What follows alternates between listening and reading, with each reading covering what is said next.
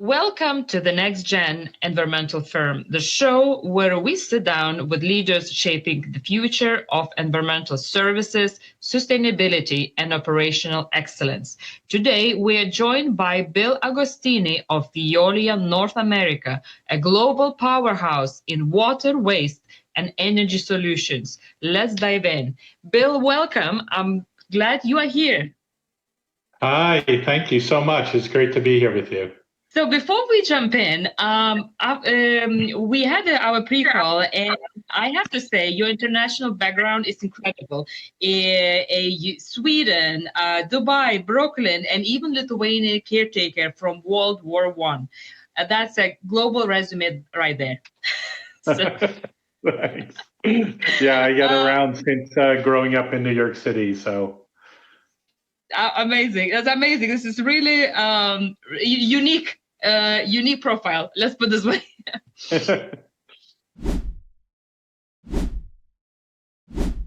So, you are the Senior Director of Organization and Talent Development at Veolia North America. Can you share how your role fits into Veolia's mission across water, waste, and energy? Yeah, so my responsibility and that of my team is to make sure that we have the right talent in the right places to help us grow in the current state and future state. As the environment of corporations is changing with automation and AI, we're looking for fit for future people, and then also helping those people that are within the company develop so that they're also ready for the next generation of work. So a lot of that means looking at capability models, what's needed in terms of using AI, meeting the challenges, and becoming more strategic, especially within HR, and being able to better support the business. So looking at how we identify talent, how we develop talent, how do we prepare them for future roles is a key part of myself and my team's responsibility. Thank you for that. So you mentioned in our earlier conversation that you are building programs and doing more for the frontline workforce. What does that look like day to day? So for us, our frontline is very important. It makes up more than 80% of our workforce, and they're dealing directly with our customers, face to face, working out in the field, and then also interacting with the different services we provide. So as we look at preparing them to understand, so what are the non-negotiables? We're very focused on safety. And in any workplace, there are trade-offs, right? Right. And so thinking about what can be traded off and what can't be to deliver. So safety is paramount. So really understanding the baseline for what it means to have a safe workplace and also create safety for your teams you manage. And then looking at how they can become more proactive in terms of supporting their teams develop, but also perform, right? So we talk of working with an owner mindset and thinking about, hey, if this was my company and I was driving this, what would be important, how would it be important, and thinking about that mandate to act and to help support the people with you and also the broader organization. So thinking about that we're launching several programs, both for professionals about to become supervisors and new supervisors, and then those also that are more experienced. So looking at how to deal in a very role-based to have situations that they dissect, they work out together, and then debrief together. And that's one part of it. But then the other part of it is to have micro-learning. So things at their fingertips. Again, and you're in the front line, you have a limited amount of time, generally in terms of development. So creating these micro-learning modules where they can look on their phone, when they're on break, after work, before work, to really reinforce the messages and also the learnings that they're receiving in programs. So trying to have you'd say in a basketball term, a full court press to give them the training, but then also giving that follow-up and that support. And that also includes templates that they can download for everyday use, making it very, very pragmatic. And I think that's a big part of HR is being very pragmatic right now, but then also supplying AI tools like an AI coach that they can challenge with questions, they can use as a sounding board. Sometimes, people are less willing to go to someone else to ask for help. So having this kind of digital buddy is a little bit more easy. But at the same time, we're building real networks so that they can talk to people that are experiencing the same things and have more experience to really have that opportunity. And then the last part is we're working with what we are calling intergenerational workforce development. We're looking at the people that have that organizational knowledge and subject matter expertise knowledge that are near retirement, and have them start to mentor the newer employees and transfer that knowledge, but also be that kind of subject matter expert mentor to really give them the experience of what's worked, what hasn't worked, but how things have changed over time. Right, the history is important. Could you expand a bit more about using AI and systems? How did it help your team to be more efficient, and how this implementation changed the company? So, some very simple examples in terms of developing programs. You can create the content, you can put it into a digital platform that will create the actual slides, the video, the talking heads, and then also translate, right? So we're trying to do things in English, French, and Spanish for North America, because we also include Canada. So that makes the threshold to creating something very low, right? It makes it easy to do. And then we can also take content that already exists and put it into different platforms. And that will, within a minute, right? We're talking seconds here, not hours or days, where you can have video, or you can even have podcast where you listen to the content.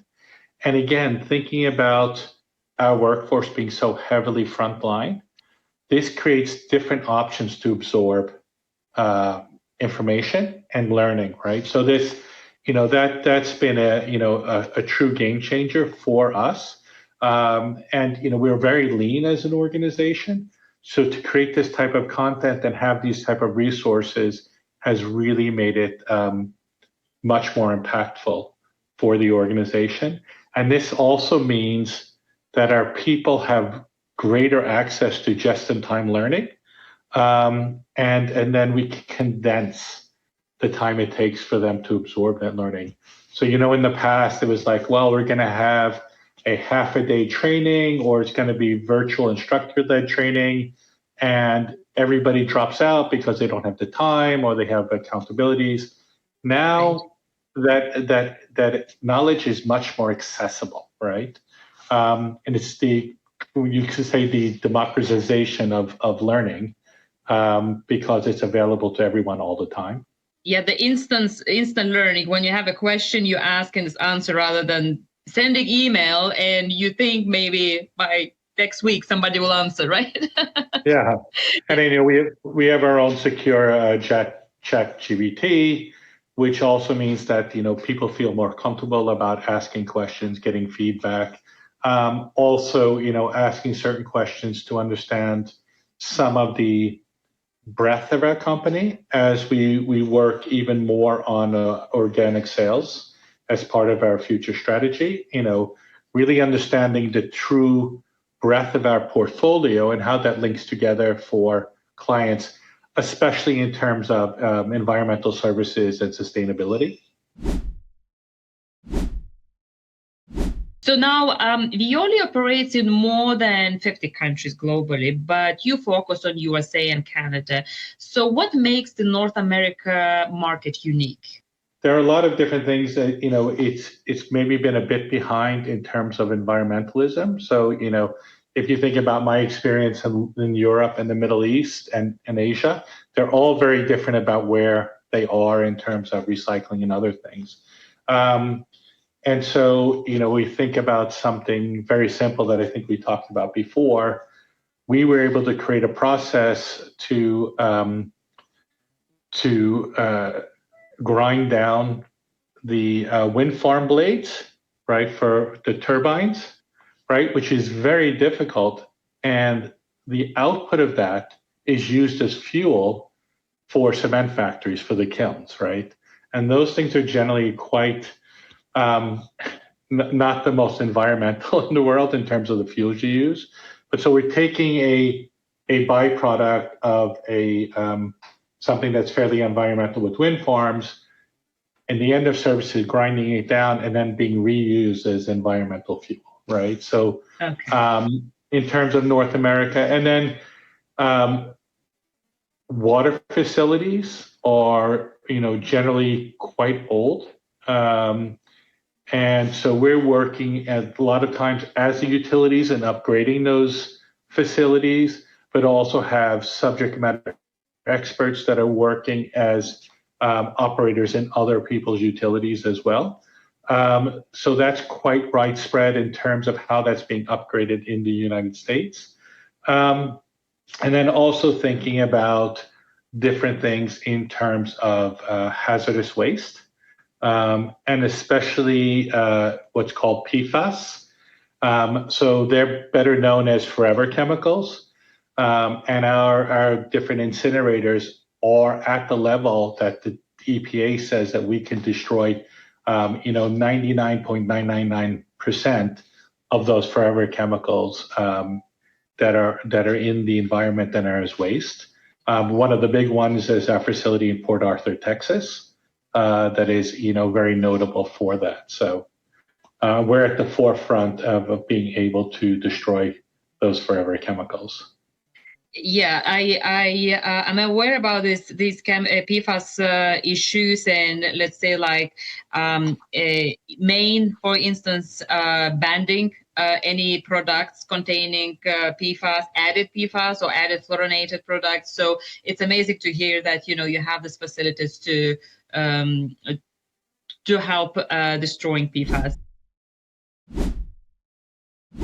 Now, Veolia works across the three major pillars: water, wastewater, and energy. What major shifts are you seeing in these sectors right now? Well, I was going to say it's water and wastewater in the water part, and then we have waste, and then we have electricity. So if I think about water in general, water is a real commodity. Having worked in the Middle East, where you have desalination and the water plants are more closely guarded than their oil facilities because it's so important, right? In the U.S., looking at water, that ability to better filter and make cleaner, more safer water. So again, if we think about PFAS, filtering that out of the water you drink and you use, being able to reduce the waste in water usage and redo it. So that's one part of it. We talked a little bit about hazardous waste, the different things we're doing in terms of trying to reuse waste in terms that can be create a new life for them. And then in terms of energy capabilities, really helping energy efficiency and working with different things. So if you think about data centers, use a lot of energy, right? So we're working with them to reduce that energy footprint and become much more efficient, because that helps everyone, right? So really working around efficiency, reuse, and then general reduction of things that are harmful to human beings, right? So, that's part of our pledge and our value in terms of supporting, the environment across the world, and that is really seen in the U.S. and Canada. Is like just USA, Canada, or other countries too? You see this? Yeah, so that's part of Veolia as a group across the world. So that's the focus of the 220,000 employees. You think about the largest footprint in France, and Veolia, the original company of Veolia, was commissioned by Napoleon. So it's a very long time that Veolia has been working to make the environment better, and then also especially in terms of delivering such an important resource to people in terms of water, right? It's very important. Yes, agreed. Yeah. So Veolia recently acquired Clean Earth for $3 billion and expanding your hazardous waste footprint by 25%. How does that acquisition change your strategic directions? So I would say it's more building on our strategic direction. We do a fair amount of acquisitions in terms of inorganic growth. Clean Earth has been one of the larger. So really creating that kind of powerhouse on the hazardous waste side of the business. And again, if you look at waste in general and its impact on the environment, by combining Veolia's knowledge and technology and Clean Earth's knowledge and technology and footprint, we could look at how to make that more efficient, how to reduce waste, and also how to reduce waste for other purposes. And then also, looking at now we have a 50-state presence.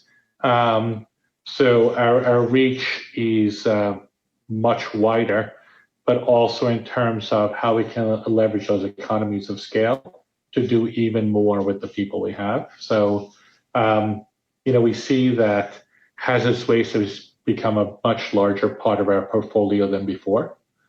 And it comes to roughly half of the, a little bit less than half of the population of our North American presence, and really raises our game in terms of hazardous waste.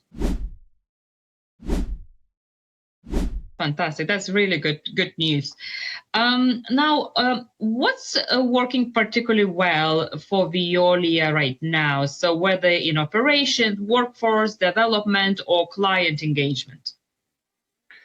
So we've been working more and more on our client engagement. And so again, looking at the entire portfolio, one of the terms we use is trilingualism.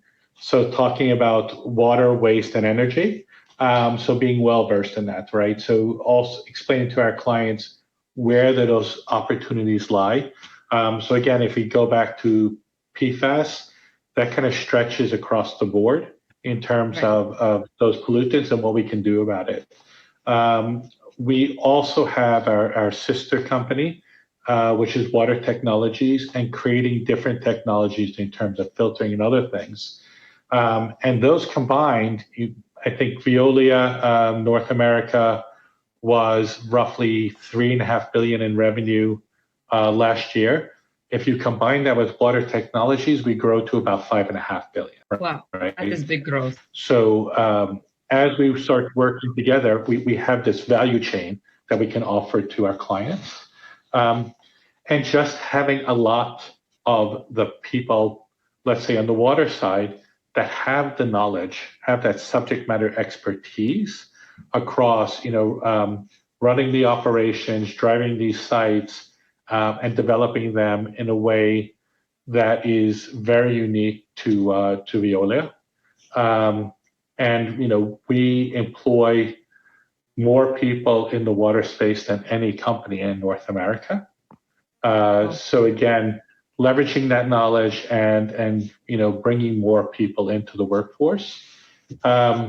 And so part of what we're also doing is starting to talk to children in high schools and talk about the opportunities of working for Veolia, both from supporting the environment, but also, as you see, especially with Gen Z, fewer want to go to university.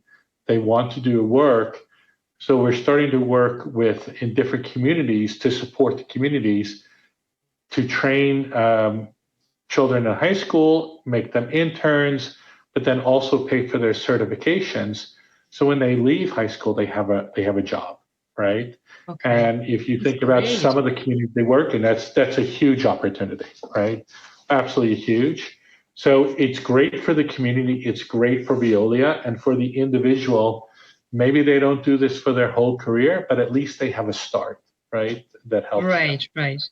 Oh, yeah, that's amazing. No, that is very good. And yes, I hear you about the Gen Z but it's opportunity. And, before they work it out, if they want to go to college, not go to college or proceed, so that's amazing.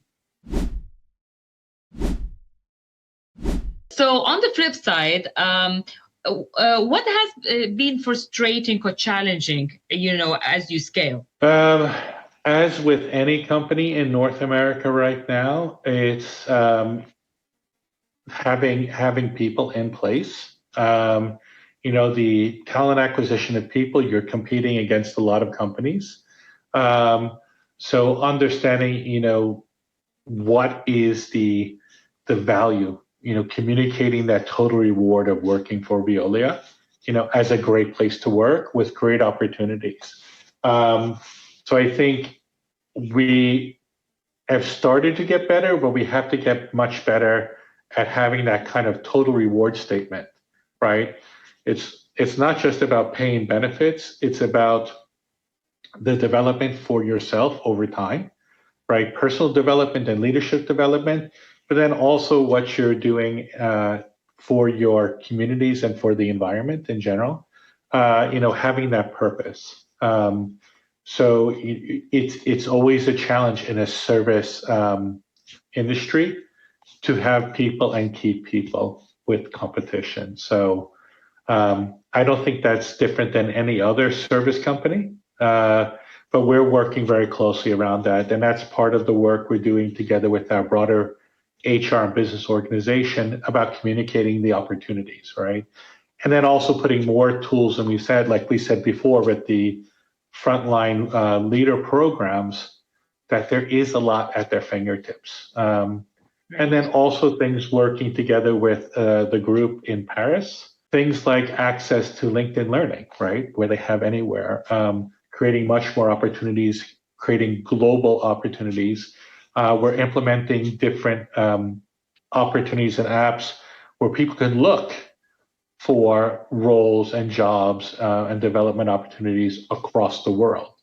That's the advantage of working for a global organization, right? So, we've had several people go overseas and people from overseas coming to the US to experience that and to learn different aspects. Much in the same way with my background, I went from the US to Europe to the Middle East and Asia and come back to the US with a different cultural perspective, right? So We're trying to offer that as well to our people. Yeah. Oh, that's fantastic. Can I work for you as well, please? Hey, we're always looking for people, right? Yeah, I need to look at the website. Maybe I'll apply.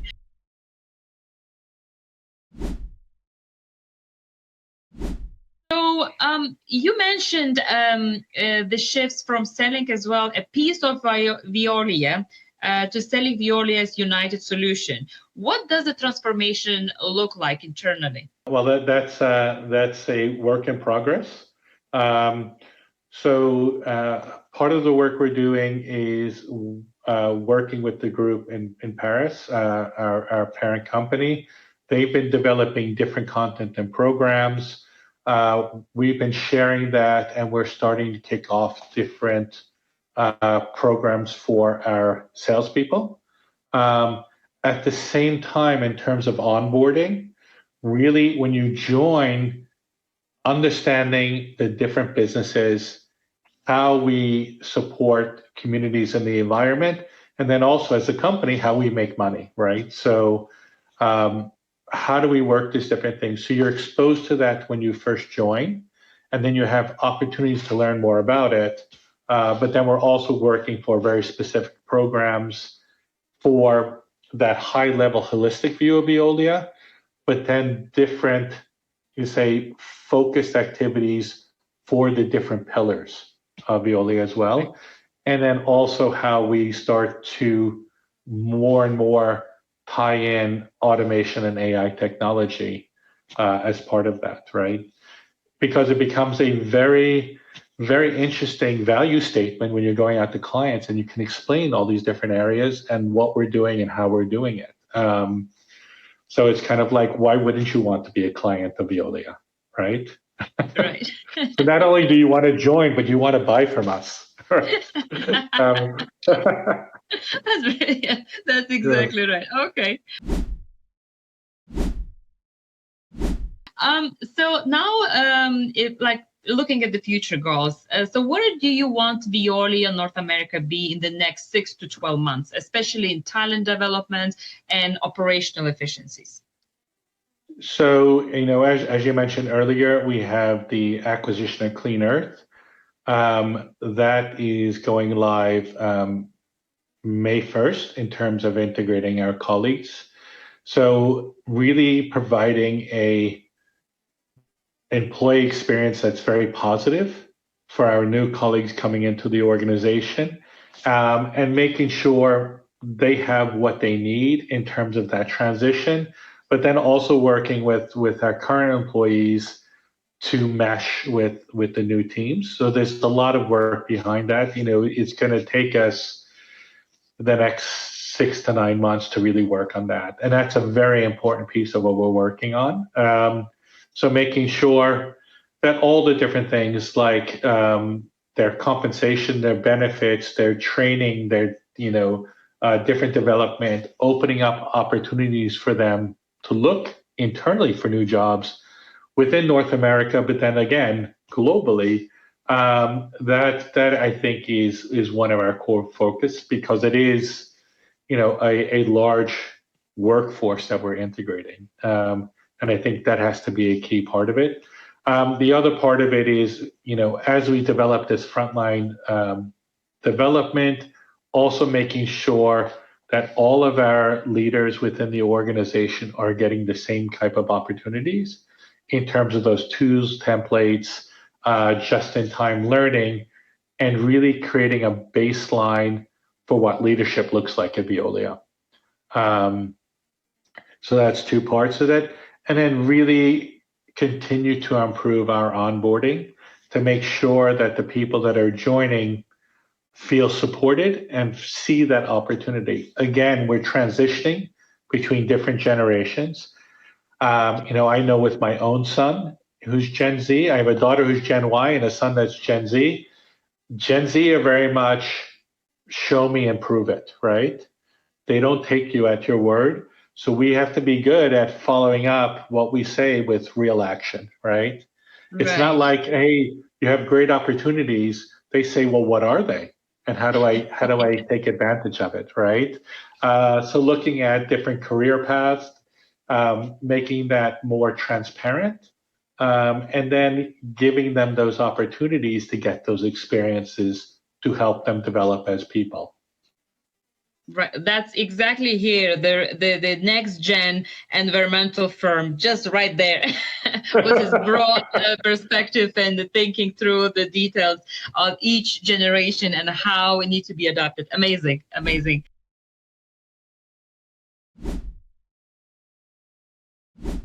So, if you could solve one major challenge today, whether operational, workforce related, or technological, what would it be? That is a challenge, because there's so many things that I and my colleagues would love to do.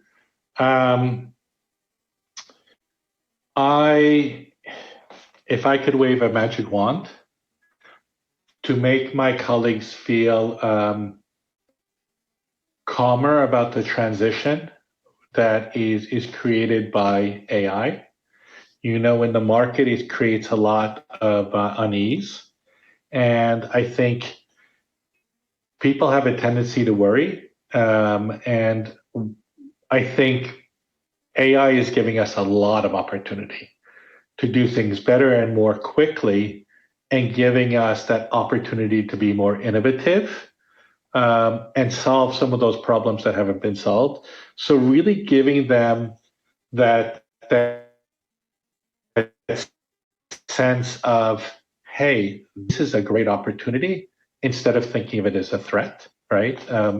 We are in a service industry where, a lot of it is people doing work that can't be replaced by AI, but the work they do can be enhanced and accentuated by having AI at their fingertips and really focusing on what is going to have real impact, right? So I think that would be it. And maybe that's for all of our colleagues, regardless of what company they're in, is really start to lean in instead of leaning back with AI, and then look at the possibilities, and then try something every day to really improve what you're doing for yourself, and even the things you're doing for the people around you, right?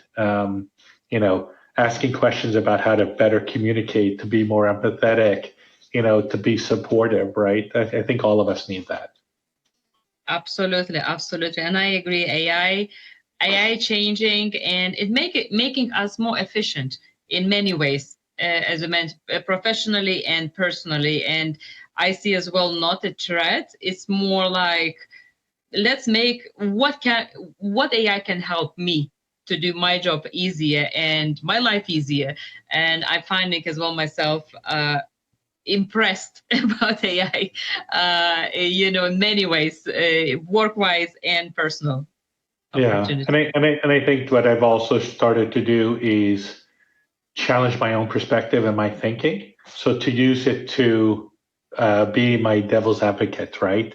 To challenge me into, oh, I didn't think about that. Maybe let me go back and rethink my process. So again, there's a lot of different ways to look at AI, but we can't put the genie back in the bottle, as they say.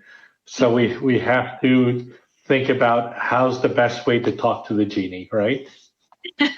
That's exactly right. Sure. Actually, I have a name for my AI, that the one I use. I call it BFF, because it's needed every day. I'm using it every day, and talking or writing or asking questions to make my life easier.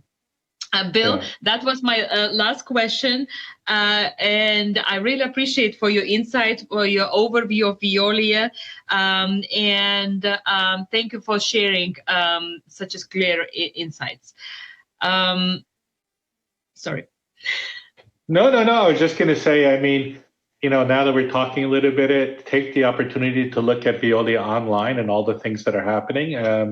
Especially some of the really cool things we're doing environmentally. Again, like, I didn't think too much about PFAS and forever chemicals. My son did, but I didn't. And then thinking about all the cool things we're doing, and then all the cool opportunities to work for Veolia, not just in North America, but around the world. Again, there's so many great opportunities. There's a lot of great colleagues, and we're also doing great things with a real purpose. So take the time to look into us. Definitely, everyone, please listen and look up Veolia. Great company. I'm hearing great company to be in and work for. Thanks for listening. The Next Gen Environmental Firm. Stay with us as we continue exploring the leaders and ideas shaping the future of environmental impact. Thank you all.